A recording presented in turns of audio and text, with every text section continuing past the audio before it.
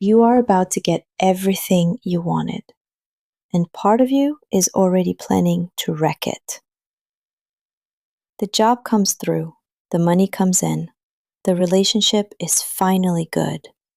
And then, right on cue, you do the thing. You start a fight over nothing. You go cold.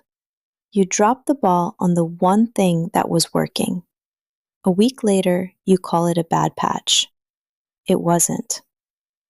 Something watched all that good news arrive, decided it was too much, and pulled you back down to normal. You have a setting for how good life is allowed to get. And tonight, you are going to move it. The psychologist Gay Hendricks calls this your upper limit. Think of it like a thermostat. You set a room to a temperature and it fights to stay there. Too cold, the heat comes on. Too warm, it shuts the heat off. You have one of these for your life, not for temperature, for how good things are allowed to feel. When life runs below your setting, you push. You work, you chase, you fix. It feels like you. But when life climbs above your setting, warmer than you are used to, the thermostat flips the other way. It cools you back down. A fight, a slip, a worry out of nowhere. It never feels like sabotage. It just feels like a strange week. So, where did your setting get set? Picture the house you grew up in, not the big dramatic moments, a normal Tuesday. How much money felt normal at that table? How much attention was safe to want? How much happiness the people around you could handle? Nobody picked a number for you. You just grew up in that room, and as a kid, you filed it away. This is what life is. Not good, not fair, just familiar. You did not choose your setting. You inherited it. And it is still running the room today. Here is how we know this is real. In 1978, two researchers ran a study. They gave people a test, then told every single one of them, "You did brilliantly." Then they offered a choice. 2 pills. One would sharpen you for the next round. One would slow you down. Imagine you are in that chair. You have just been called brilliant, but a small voice says you got lucky, and the next test will prove it. Which pill do you take?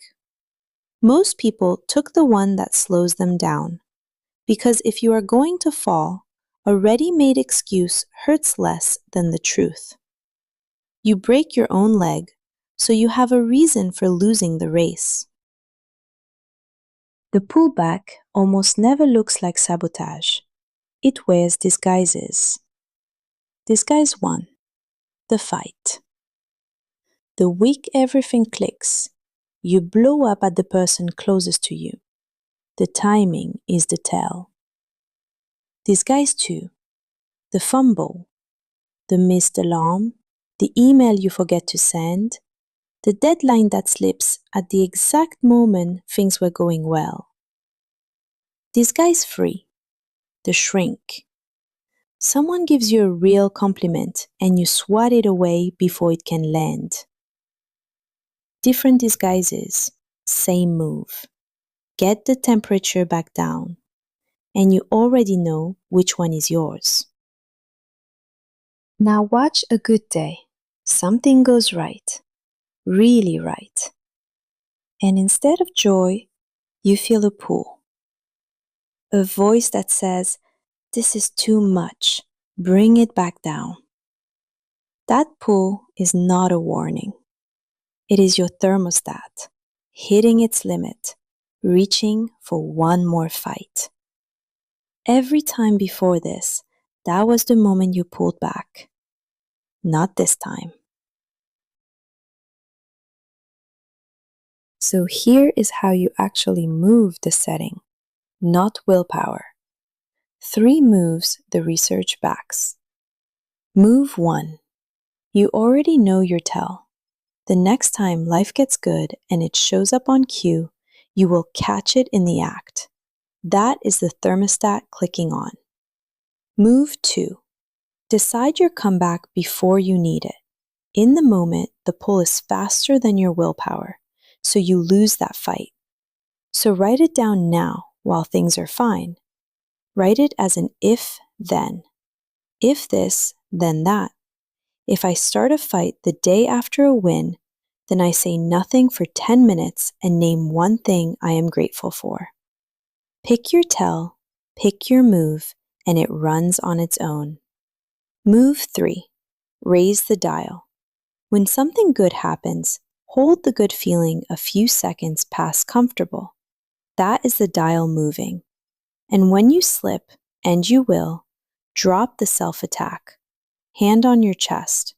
This is hard, and I will be kind to myself about it. Being kind to yourself beats beating yourself up every time. Here is the part to keep. The ceiling you keep hitting was never the truth about you. It was a setting from a room you grew up in, trying to keep life familiar. The kid who said it was doing their best. You are not that kid anymore. You can stand more than they could. If you want to actually run these moves, that is exactly what we built Kairo for. It is the smart self-development toolkit, the real tools of growth, made smart with the complexity stripped out. Name a goal, and it breaks it into one move for today. Affirmations written for you, not generic quotes. Reminders that reach you before the old setting does. One app instead of 10. The link is below. The setting was never yours to keep. It is yours to move. Go.